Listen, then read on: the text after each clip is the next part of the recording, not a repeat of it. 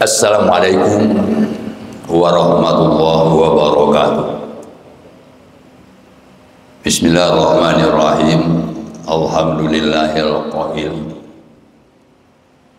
Qul inna sholati wa nusuki wa mahyaya wa mamati lillahi rabbil alamin.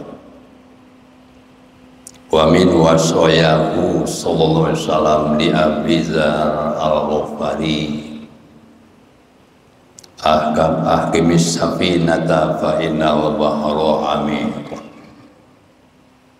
wa khafif dhahraka fa innal uqbata ka'uda wastaghfiriz zada fa inna safara tawil wa ahlisil amala fa inna naqida basyir. Bapak-bapak, ibu-ibu, saudara-saudara jamaah salat zuhur yang Allah muliakan, sebagai mensyukuri nikmat Allah dalam rangka ikhtiar dan usaha kita bagaimana hari esok kita lebih baik dari hari ini, hari akhirat kita lebih baik pula dari hari dunia. Baik tidaknya masa depan itu tergantung kepada kita. Nah, dalam hal ini dalam buku Majalisus Saniyah karangan Said Ahmad dari Mesir halaman 18, di situ ada 4 pesan dan nasihat Nabi kepada kita melalui salah seorang sahabatnya yang bernama Abu Dzar al-Ghifari. Boleh juga dibaca Abu Dzar al-Ghifari. Yang 4 ini satu sama lain saling terkait.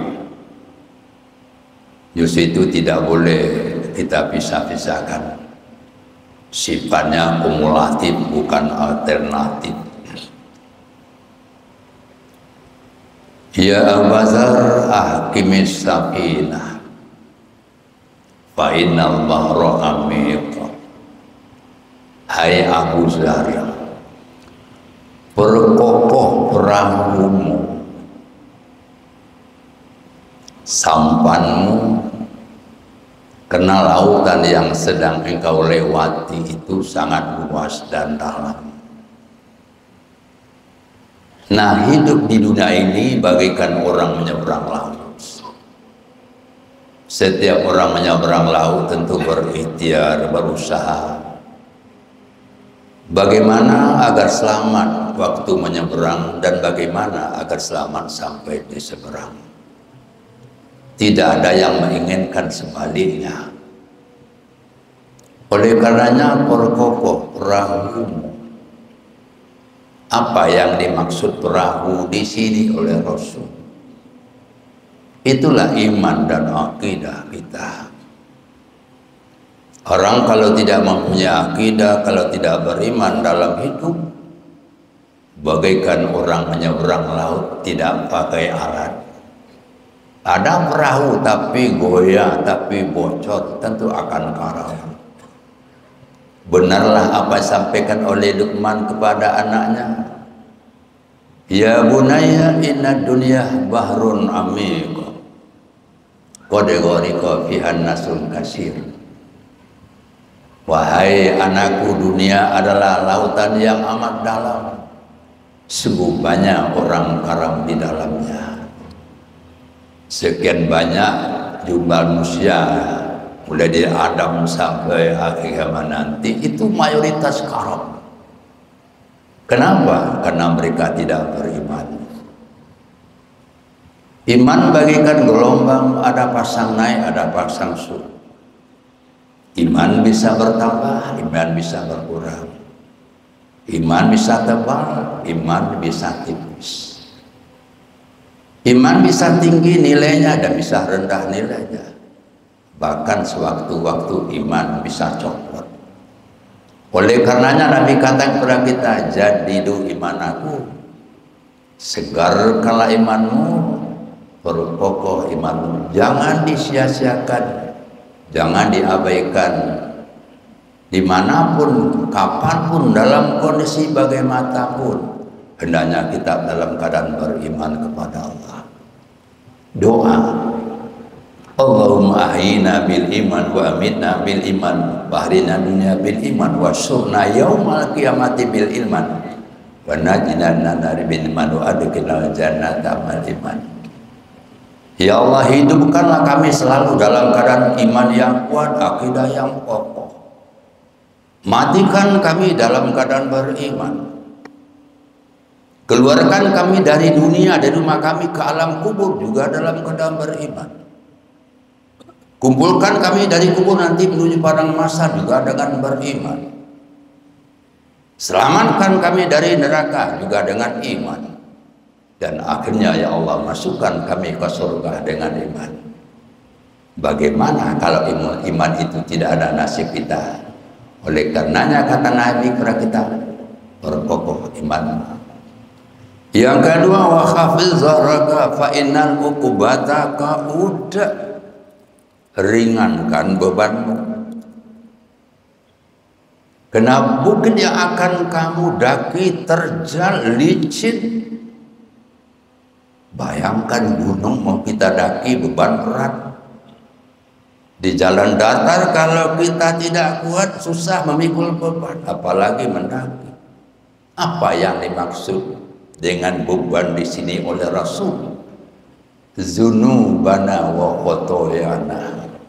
Dosa-dosa, kesalahan-kesalahan kita. Oleh karenanya ringankan bagaimana caranya kita bertobat kembali kepada Allah serta minta ampun. Karena kita sadar bapak-bapak sudah tidak ada di antara kita yang tidak berdosa. Kullu bani Adam khata' wa khairu khata'at tawwab. Seluruh manusia berdosa. Tapi sebaik-baik manusia berdosa, sebaik-baik manusia yang melakukan kekhilafan, kealfaan, kesalahan, sadar, bertobat, minta ampun kepada Allah. Salah satu orang yang dicintai Allah dalam hidup adalah orang yang insaf dan sadar.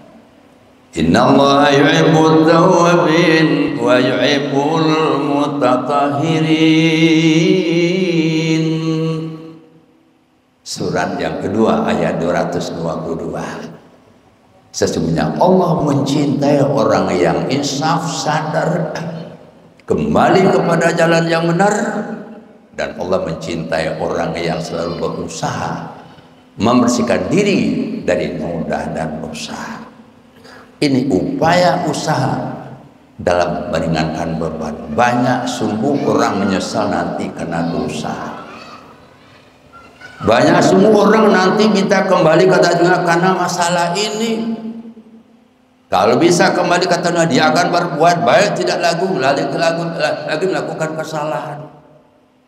Walau tara idzil mujrimuna nakisu ru'usihim rabbana basarna wa sami'na farji'na na'mal salihan inna muqinun. Surat As-Sajdah ayat 12. Kalau engkau perhatikan nasib orang-orang yang berdosa, hai Muhammad, mereka melihat, mereka mendengar, mereka menyaksikan dengan mata kepala memang terjadi hari berbangkit, hari pembalasan, tapi dosanya banyak. Farji'na, kembalikan kami ke atas dunia. Apa rahasianya? Agar kami dapat beramal soleh dan tidak lagi mau melakukan kesalahan. Tentu hal ini tidak bisa terjadi. Oleh karenanya nasihat Nabi yang kedua kepada kita adalah ringankan beban dengan banyak bertobat minta ampun kepada Allah. Bayangkan Nabi Muhammad maksum, istighfar beliau sehari semalam 100 kali. Di dalam hadis lain 70 kali. Kalau begitu berapa banyak? Berapa harusnya kita bertobat dan istighfar pada Nabi kepada Allah sehari semalam? Ini yang kedua. Yang ketiga, wastaqdiraz zada fa inna safara tawil. Perbanyaklah bekalmu karena jalan yang akan kamu tempuh sangat jauh. Tidak ada di situ orang menolong membantu kita. Jangankan orang lain, keluarga, anak sih tidak bisa membantu. Harta yang melimpah ruah, jabatan kita sedikit pun tidak akan menolong. Justru itu berbanyak bekal apa? Itulah ibadah. Sekarang kita di atas permukaan bumi, besok siang mungkin kita dalam kubur. Sendirian di situ Bapak Saudara, sudahlah sempit, tidak ada fasilitas, gelapnya luar biasa, tidak ada teman, sepinya luar biasa, tidak ada majikan kuburan kita tuh lapang, bercahaya, bersinar bagaikan dalam taman surga, kecuali iman, agama kita, ilmu kita, dan ibadah kita. Oleh karenanya, mumpung masih hidup, kesempatan masih ada, mari kita perbanyak amal ibadah kita. Kita sadar, yauma la yanfa'u malun wala banun illa man atallaha biqalbin salim. Asy-Syu'ara 88:9. Di hari itu harta, anak, teman, saudara tidak bisa menolong, kecuali orang yang datang menghadap Allah dengan jiwa yang bersih. Di samping imannya, di samping ilmunya, apalagi ibadahnya. Justru itu Bapak Ibu ya. Wajiya yauma idzin bi jahannam yauma idzin yatadhakkarul insanu wa anna lahu dzikra. Yaqulu ya laitani qaddamtu li hayati. Surat Al-Fajr tinggal 34. Dikala diperlihatkan nanti pada masa kepada orang-orang yang berdosa, orang-orang kafir, orang-orang musyrik, orang-orang anti Tuhan, mereka menangis. Seraya berkata, celaka nasib kami ya Allah, alangkah bahagianya kami hari ini kalau semasa hidup di atas dunia banyak amal ibadah kami. Tapi apa hendak dikata, sesal dahulu pendapatan, sesal kemudian tiada berguna. Justru itu Bapak Saudara yang saya hormati, mumpung masih itu, kesempatan masih ada, mari kita tekun rajin beribadah. Itulah bekal yang akan kita bawa menghadap Allah. Salah satu yang mengikuti manusia manakala meninggal adalah bekal kita, ibadah kita. Bertanya orang para nabi kepada Ali bin Abi Thalib, ya Ali, apa yang berat di atas dunia dan apa yang lebih berat? Kata Ali, yang berat kuburan, suasana, penderitaan umum. Tapi yang paling berat adalah orang masuk kubur tanpa bekal, orang masuk kubur tanpa ibadah. Justru itu berbanyak bakal, kata Nabi kepada kita melalui Abu Dzar Al-Ghifari. Terakhir yang keempat, wakhlisil amala innana kita basir, ikhlaslah di dalam beribadah. Kalau kita beriman, benar-benar karena Allah. Kalau kita bertobat, benar-benar karena Allah. Dan kalau kita beribadah, juga semata-mata karena Allah. Itulah firman Allah, qul inna sholati wa nusuki wa mahyaya wa mamati lillahi rabbil alamin. Surat Al-An'am, surat yang ke-6 ayat 162, katakan, sesungguhnya sholat aku, ibadah aku, hidup aku, mati aku, semuanya dalam rangka mencari ridha Allah. Mudah-mudahan Bapak Saudara, andaikan yang empat ini kita jadikan sebagai tuntunan, pedoman dalam hidup kita, insya Allah hari esok kita akan lebih baik dari hari ini. Semoga ceramah ini bermanfaat adanya untuk saya dan juga untuk kita bersama-sama. Alhamdulillah, amin. Wassalamualaikum warahmatullahi wabarakatuh.